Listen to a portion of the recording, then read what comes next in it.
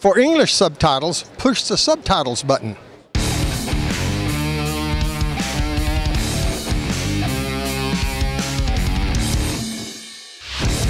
Hallo zu einer neuen Reptil-TV-Folge.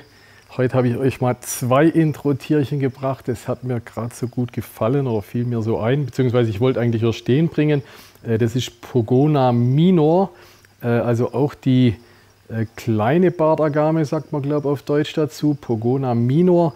Und das ist Pogona henrylarsoni, ne, die Zwergbartagame. Was witzig zu sehen ist, also den Minor, den ich hier habe, der ist so subadult. Ich hätte euch gerne jetzt einen Adulten gezeigt, habe ich leider keinen. Als Adult ist er noch mal ein kleines Stückchen größer wie den, wo ich jetzt hier habe, aber eigentlich nicht viel.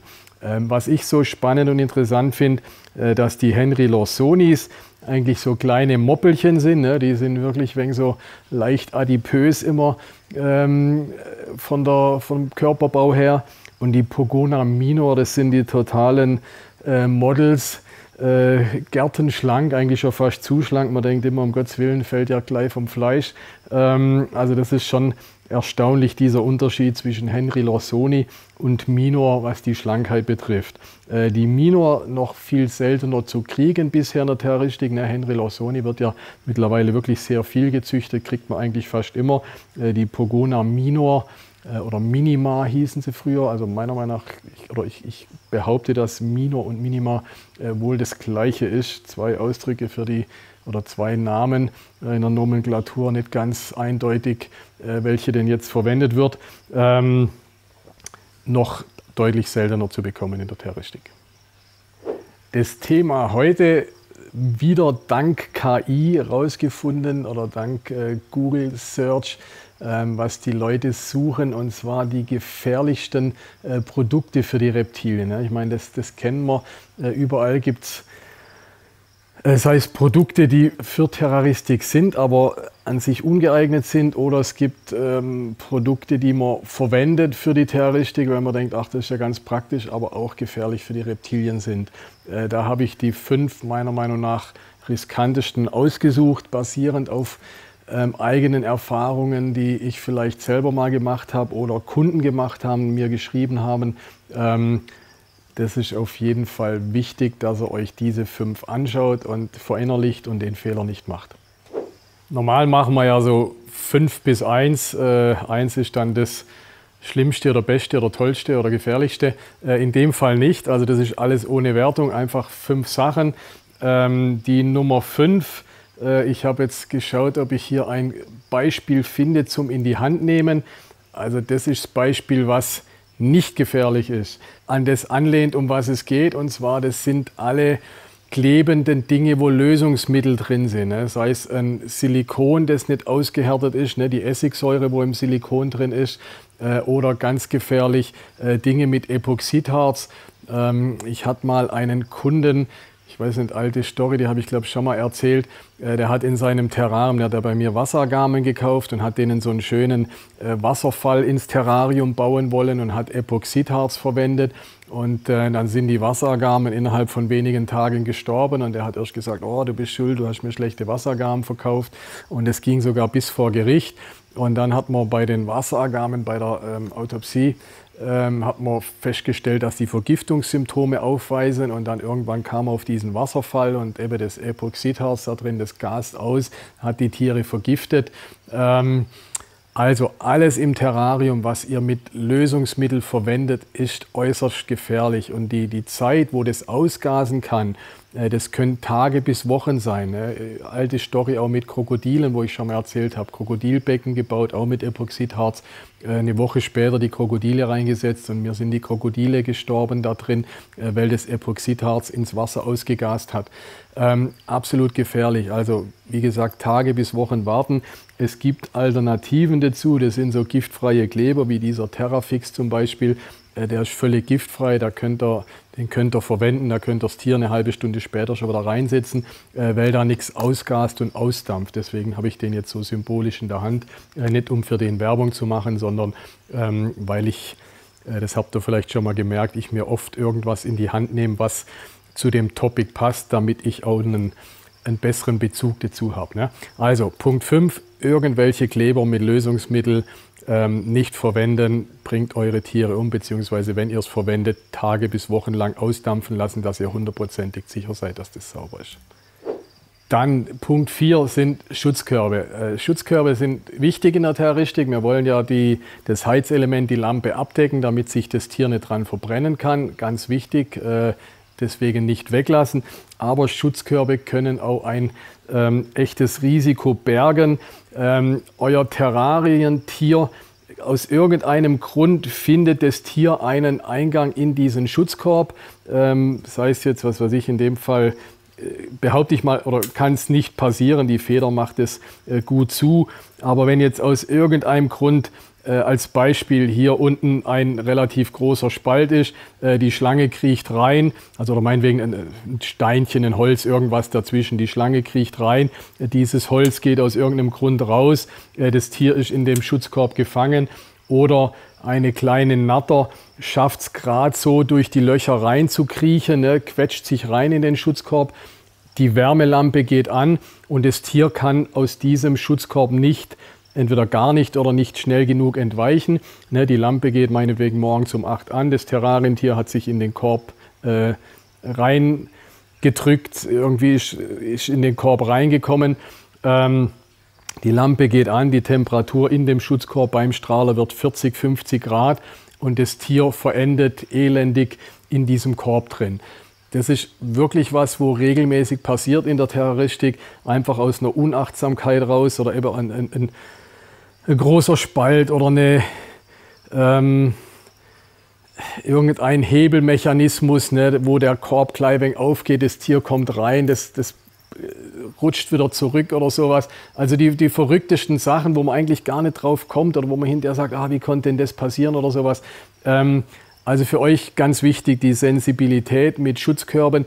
Es muss hundertprozentig sicher sein, dass euer Terrarientier nicht aus irgendeinem Grund aus Versehen in den Schutzkorb rein gelangen kann und da nicht mehr rauskommt. Ne? Achtet darauf, das ist wirklich ein Punkt, wo viele Terrarientiere schon gestorben sind durch irgendwelche Fehlfunktionen von Schutzkörben. Und nochmal ganz klar, Schutzkorb an sich braucht man unbedingt, Schutzkorb ist super, einfach durch Fehlfunktionen, dass sie reingekommen sind und nicht rausgekommen sind, wenn die Hitze da drin angegangen ist. Eine klassische Falle in der Terroristik sind solche Klebebänder.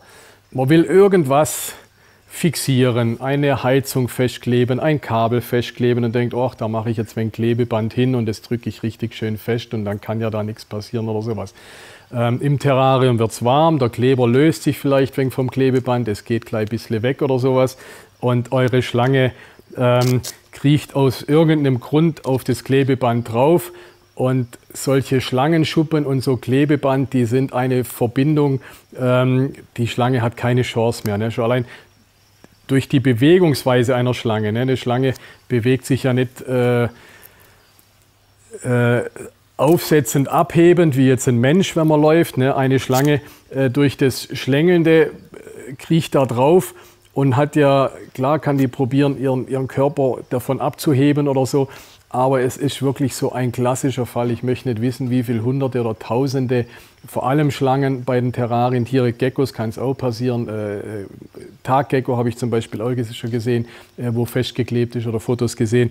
Völlig tricky. Ein Klebeband, also vor allem diese Panzertapes, ne, die wirklich extrem kleben, hat innerhalb vom Terrarium einfach gar nichts zu suchen. Ne. Wenn ihr irgendwie denkt, ach komm, das klebe ich jetzt mit Klebeband hin, lasst es sein, Klebeband hat im Terrarium nichts verloren, absolute Todesfalle. Mein Kamerakind Flo sagt gerade, ja, was ist denn die Alternative? Alternative wäre eben den Terrafix, den wir vorher gesehen haben, ne, dieser Kleber, oder irgendwas hinschrauben oder mit einer Klemme hinmachen oder sowas. Alles okay, aber kein Klebeband.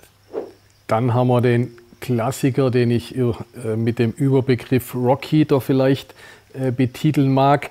Das ist nicht zwangsläufig oder nicht mittelbar tödlich für unser Terrarientier, kann aber wahnsinnig Verbrennungen geben. Rockheater sind, oder diese Heizsteine, ne, die gibt es in unterschiedlichen Größen, die haben dann so und so viel Watt und sind eigentlich gedacht, um ein bisschen Wärme ins Terrarium zu bringen.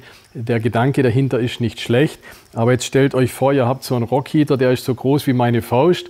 Die Schlange denkt, oh, da ist schön warm, die legt sich auf diesen Rockheater drauf und tut den so abschirmen. Ne? Was passiert ist, dass dieser Rockheater einen Hitzestau entwickelt, ne? Der gibt weiterhin seine Hitze ab, wird immer heißer und heißer.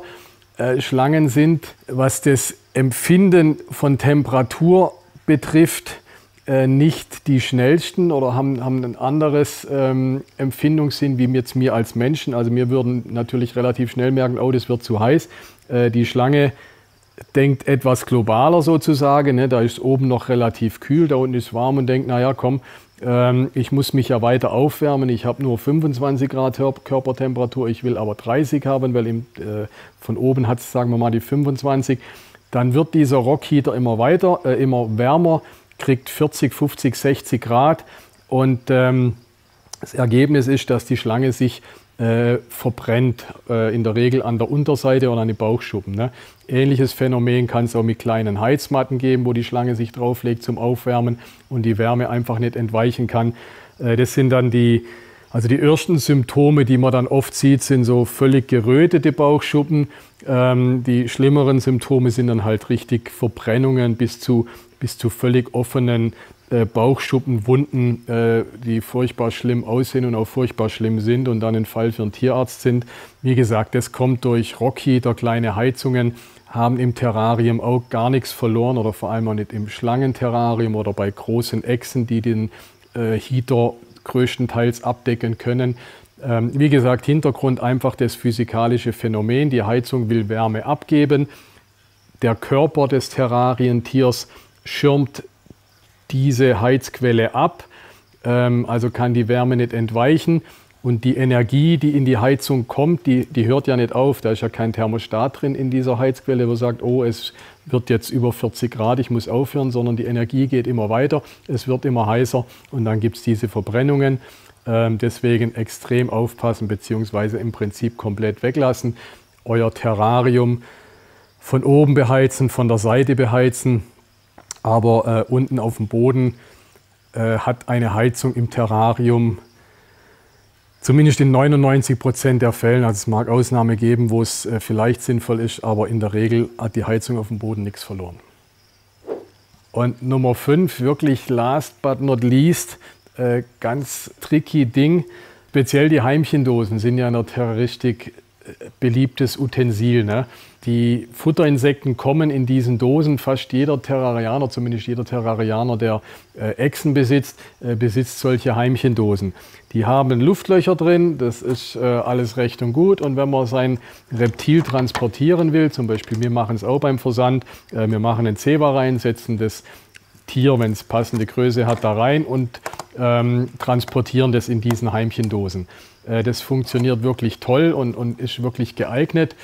Der tricky Punkt dabei ist, es gibt natürlich auch bei diesen Dosen Fehlproduktionen, dass diese Lüftungslöcher nicht drin sind. Ne? Also die Hersteller produzieren da ja Hunderttausende von diesen Dosen und in dem Produktionsprozess kann ja wirklich mal sein, dass so eine Dose nicht gestanzt wird aus irgendeinem Grund und ihr packt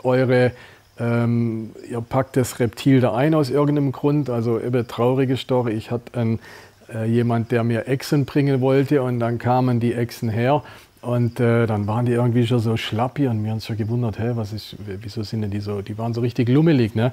Und zum Glück, das war nur wenige Stunden Transport, ging nochmal alles gut. Aber da haben einfach diese Luftlöcher hier drin gefehlt. Und wenn das Tier hier, sagen wir 12 Stunden zum Beispiel oder über Nacht den Transport drin ist und die Luftlöcher fehlen, dann erstickt das Tier elendig in dieser Heimchendose. Das ist ein Fall, der wird relativ selten vorkommen oder wenn ihr Terrarianer seid, werdet ihr sagen, also ich habe jetzt seit Jahren Heimchendosen, ich habe noch nicht einmal gesehen, dass die Luftlöcher gefehlt haben. Das kann definitiv sein. Wir erleben es schon immer wieder, also immer wieder im Sinne von alle paar Monaten, dass wir eine Dose haben. Also wir achten wirklich gezielt darauf und sagen, ach guck mal, hier ist schon eine Dose ohne Luftlöcher drin. Also ganz tricky Punkt. wirklich gefährlich beim Transport. Es gibt bestimmt auch andere Transportboxen, die verwendet werden. Vielleicht ähnliches Problem mit den Luftlöchern oder dass man mit dem Klebeband die Luftlöcher zumacht, aber so dämlich ist eigentlich fast niemand. Ich glaube, eben mit diesen Heimchendosen, weil man einfach nicht drauf achtet, weil man denkt oder weil man es gewohnt ist, dass da Luftlöcher drin sind. Also das ist auch ein ganz wichtiger Punkt. Behaltet das im Hinterkopf. Und selbst wenn das nicht heute passiert und nicht nächstes Jahr, das kann sein in 5 Jahren irgendwann mal, was immer ihr in die Heimchendosen einpackt, achtet drauf, ob wirklich Luftlöcher drin sind. Vieles von dem, was ich jetzt, oder von den 5 Sachen sind, glaube ich, mindestens mal 3 Stück einfach dummer Zufall auch, ne? Die Luftlöcher oder das Klebeband oder sowas oder das mit dem Schutzkorb. Ich will euch einfach dafür sensibilisieren, also nicht, dass mich jemand falsch versteht. Per se sind diese Sachen wirklich gut, aber durch eine Verkettung oder durch dumme Zustände kann das passieren und ich möchte euch einfach diesen Fehler nahebringen.